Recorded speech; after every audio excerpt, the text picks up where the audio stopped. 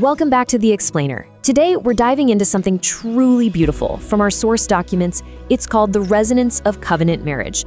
And we're not just going to talk about marriage as some ordinary social contract. Actually, we're going to look at it through this incredible lens of physics, of music, and really eternal architecture. So think about this for a second. What if the universe isn't just a random collection of dead particles bumping into each other? What if reality, at its very core, is built on music, on ratios and resonance? I mean, look at how the golden spiral perfectly overlays the sheet music here. Our sources highlight something called the perfect fifth. It's a 3-to-2 ratio of frequencies. And it's not just a nice sound musicians invented to sound pleasing. The texts describe it literally as the architecture of becoming. From the way atoms bind together to the way planets orbit, matter basically unfolds like a struck chord.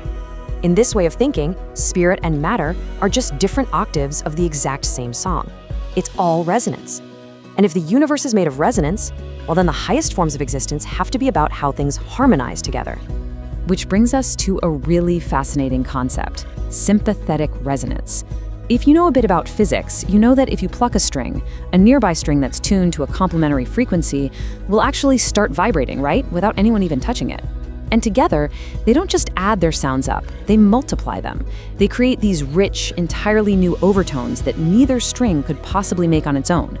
The source texts use this amazing scientific reality as a spiritual metaphor. The idea is that human souls are built exactly like those strings. We are literally designed to resonate together. Because sure, a single soul that can vibrate with incredible beauty, absolutely. But there are certain overtones of existence, these profound depths of divine harmony, that simply cannot be reached by one instrument playing all by itself.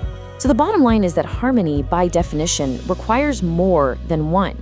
To anchor this, our sources point all the way back to the ancient account of Eden. And it's so interesting to note that when the Creator was forming the world, absolutely everything was called good. But the very first thing in all of creation to be called not good, that was a soul standing entirely alone. This pattern, established right at the beginning, wasn't just some concession to human loneliness or weakness. It was the design, the very foundation of existence. The true fulfillment of the divine image inherently requires a union. Let's consider the limits of a solo voice for a moment. On the left here, you have a single, righteous, beautiful life. It can soar, right? It can reach incredible spiritual heights. But the texts argue there's essentially a geometric ceiling there. A solo voice just cannot harmonize with itself. Now, on the right, you see the perfect chord. Our sources talk a lot about a concept called exaltation, which represents the ultimate state of heavenly glory. And the core premise is that exaltation isn't just about being a louder solo voice or being more individually perfect. It is about harmony. The full likeness of the divine isn't found in a solitary individual. It's found in the eternal resonance of two coming together to form something so much greater. Section 1. Becoming a perfect chord. Let's see how this actually works. So, how do two individual voices actually create that lasting harmony? Well, the sources describe that when a man and a woman are joined by a sacred covenant, and specifically authorized by a power that can bind beyond this life, which is known as being sealed, they quite literally become a cosmic chord. Within that sealed marriage, the documents lay out 5 laws of creation. First up, combine. 2 distinct souls join, but they absolutely don't erase each other. They become more by becoming one. Second, compound. Together, they produce what neither could alone, things like peace, refinement, a family. Third, compare. They become a mirror to each other, amplifying strengths and gently revealing areas for growth. Fourth, correct. The bond acts like a forge, pulling both toward truth and sanctification. And finally, fifth, continue. The covenant is built to persist forever.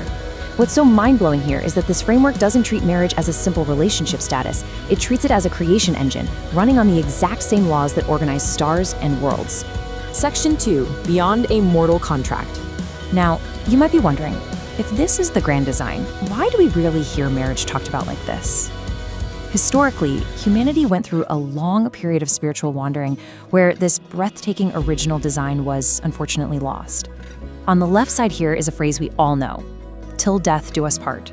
Our sources impartially point out that this phrase was written by a theology that had lost the ancient authority to bind things eternally. And because those keys were gone, the theology had to shrink to fit what it could actually guarantee, right? Which is a contract that just expires at the grave. But look at the right side. That's the older original pattern. The profound idea that if the divine truly joins two people together, there is no way death can separate them. In the original design, death was never meant to dissolve the covenant. Death was just meant to test it. Moving on to Section 3, Restoring the Eternal Covenant. The texts make a really pivotal claim here, that the original authority to bind marriages beyond mortality has been miraculously returned to the earth in our modern times. Let's quickly trace this on the timeline. In ancient times, this sealing pattern was the established divine architecture. Then we hit the long apostasy, where those keys were lost, leading to that temporary mortality-only view of marriage we just talked about. But then, the sources highlight a very specific moment, the spring of 1836. It's recorded that an ancient prophet actually returned to confer these exact keys back to humanity. Because of that moment, today, earthly ordinances can once again be fastened directly into the architecture of eternity. This power to bind on earth so that it's bound in heaven, it's not a metaphor. It's described as a literal, functioning authority that is available right now.